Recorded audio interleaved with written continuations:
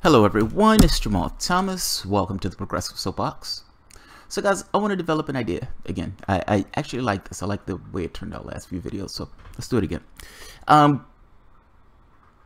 This idea of truth.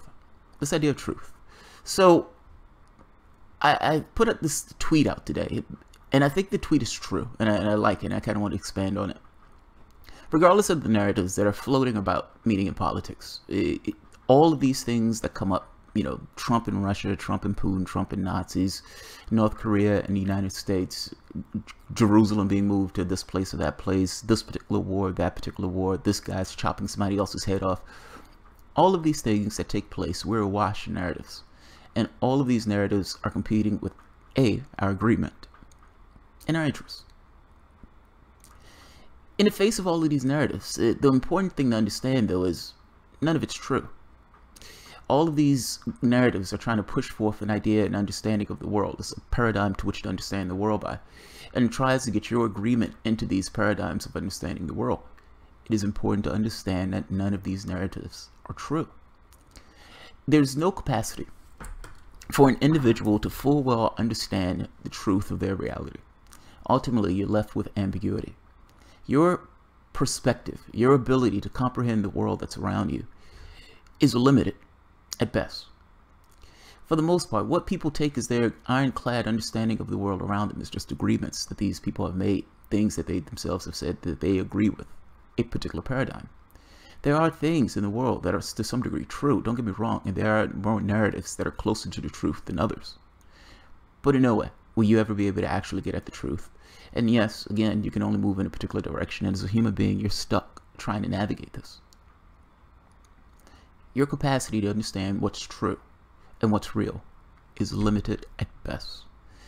And any perspective of the world needs to bake that into the cake of the awareness, meaning that needs to be in that person's consciousness, that my potential understanding of the world may be wrong, it may be off. There can be various reasons for this. Some can be intentional, some can be not intentional. And just for the intentional part, the Spanish-American War, in many respects, was pure yellow journalism. The reasons that they used in order to attack Spain or to declare war on Spain were bogus. They were completely bogus. There were political reasons that they wanted to do these things. Gulf of Tonkin, bogus. They weren't weapons of mass destruction in Iraq. Again, bogus. Various things throughout history you can point a finger to and saying this was bogus. The JFK files that were released, CIA talking about using Cubans in order to foment resentment, to come up with some kind of justification to go in to kill Castro. That's fucking amazing. Absolutely amazing. The narrative with us in Cuba in the first place. You know, it's the big bad Russians, Castro, out of nowhere, just out the blue, ended up working with the Russians and the Soviet Union, and they put missiles in Cuba for no reason at all. I mean, it was just, they were just crazy. Did it have something to do with Kennedy and the United States trying to kill Castro, essentially trying to murder the leader of another country? If they were trying to kill you, what would you do to try to keep yourself and your country safe? The narratives. The narratives. They try to get you to agree. Your agreement, to some degree, creates a particular world and reality. That agreement allows you to congregate with one particular group over another group. It allows you to kind of parse out what you consider to be the world, what you consider to be Earth. What's Earth really like? Who the fuck knows what Earth is really like? Ultimately, you end up with one subgroup over another subgroup over another subgroup. Even mainstream news, for the most part, is just a subgroup.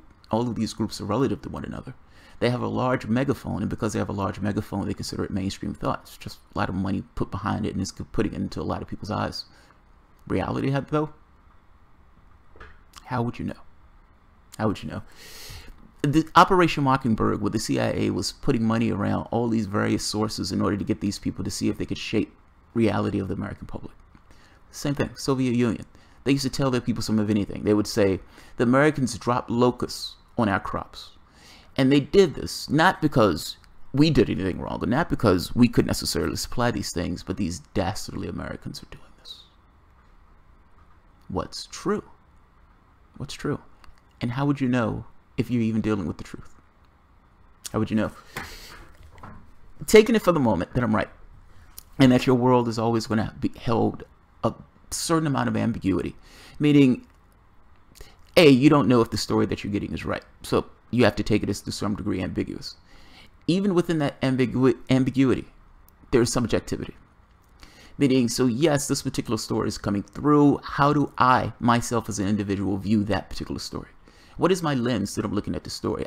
10 people may hear this particular story, and yes, even if those 10 people take the story as ambiguous, even if they didn't take it ambiguous, even if they took it as the word of God, ultimately those 10 people could still see that story in massively different ways. Even within an ambiguous world, the story that you get, the drip of reality that you get, is still subjective. And even within that subjectivity, the idea of right, wrong, good, bad, those things become extraordinarily relative. If we're having a conversation, I said 2 + 2 is 4, that's somewhat of a flat fact. You're comparing this idea of reality. So there's no subjective component to this. 2 + 2 is 4. But if you're not comparing something, so if I say there's a wall standing here, well, what I just said is comporting with the reality that I'm dealing with. The subjectivity there is, for the most part, low. But let's get into just subjective thoughts.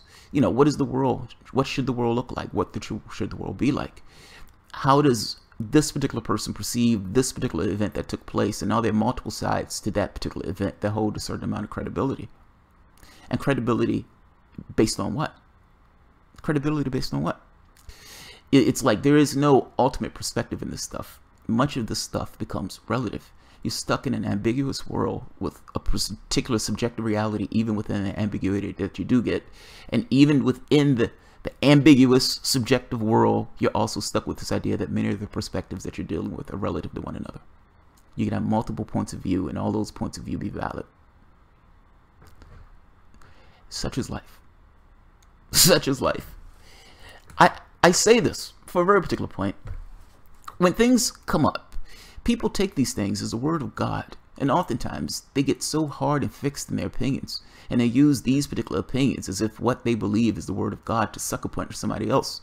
That person also swinging back with what they themselves have taken to be the word of God to defend against this other person who's coming at them with the word of God. In the world of narratives where all of these people are trying to get you to agree and all of these people are trying to get you to go at each other, just keep in mind, for the most part, what's true and what's real, who the hell knows? What do you want to accomplish? What is the world that you want? And yes, to some degree, you are going to have some idea of what you believe the world is. But that is a very different thing than somebody navigating that particular ambiguous world as opposed to somebody who's hard and fixed in the way that they perceive their world. The very act of them being hard and fixed in the way that they see the world is just means they're wrong. It's almost baked into the process. It's almost like it's kind of almost a tautological statement. Just the very act that you're fixed in this kind of idea of an opinion or perspective in a world that is mainly subjective means you're just wrong by default. Wrong by default. What do you want to accomplish? What do you think the world should look like? What is the perspective that you take when you're analyzing the world and you're looking at the world? What is that lens? The way that people regard whether or not you're full of it or not is whether or not what you're saying, what your perspective is comporting with the lens that you tell them that you're using.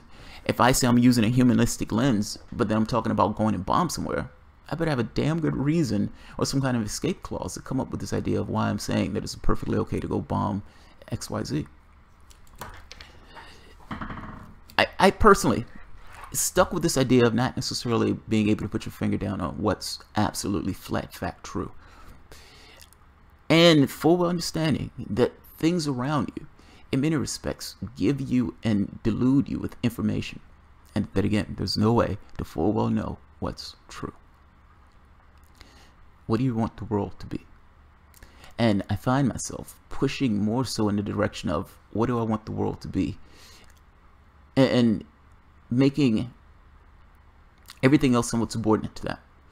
Like, when people talk to me about politics and all this other stuff, or talked about the things that can take place in government, the way the society is arranged and everything else, they look at this world as if it's an actual real thing and not just ideas in their heads.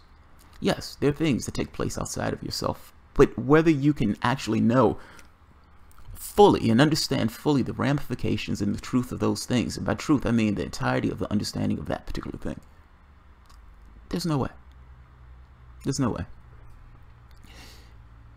It is a little bit more effective to realize that, okay, none of those things are true. That ultimately, everything else becomes subordinate to what do I want to accomplish. Now, this is not like everything else. This is not a hard and fast thing where it's just this way as a flat fact. Like I said, there are things that are true where you can kind of compare them with the real world, but I'm kind of just making this point. The information that we're washed in and the narratives that we're washed in, there's no way to know the truth and full reality and the scope of those particular narratives. What you're left with from a political standpoint is saying, I want to accomplish X, Y, Z. The politics, the perspective, the arguments, all of those things become somewhat secondary to what you want to accomplish, because ultimately there is no way to full well know what's the reality that's actually true, if there is an actual true reality in the first place. I hope that kind of makes sense. I'm trying to get at this point, I guess, to try to put a bow on it, that reality is somewhat slippery. This idea that the idea that there's a hard and fixed reality. I find people fighting all the time, like going at each other one after the next, never once kind of take into account that maybe both of you are right. It's like both of you are right. Maybe all three of you are right. Maybe all four of you have a particular point. You know, I'm not talking about situations where people are just kind of paid to be or have some kind of incentive to be an asshole. I'm talking about earnest people interacting with one another. Sometimes everybody can be right.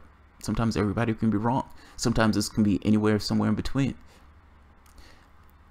Truth is not necessarily the easiest thing to discern, though. Ambiguity is not the easiest path to walk in the world, but I would say that ambiguity is a little bit better than trying to be certain.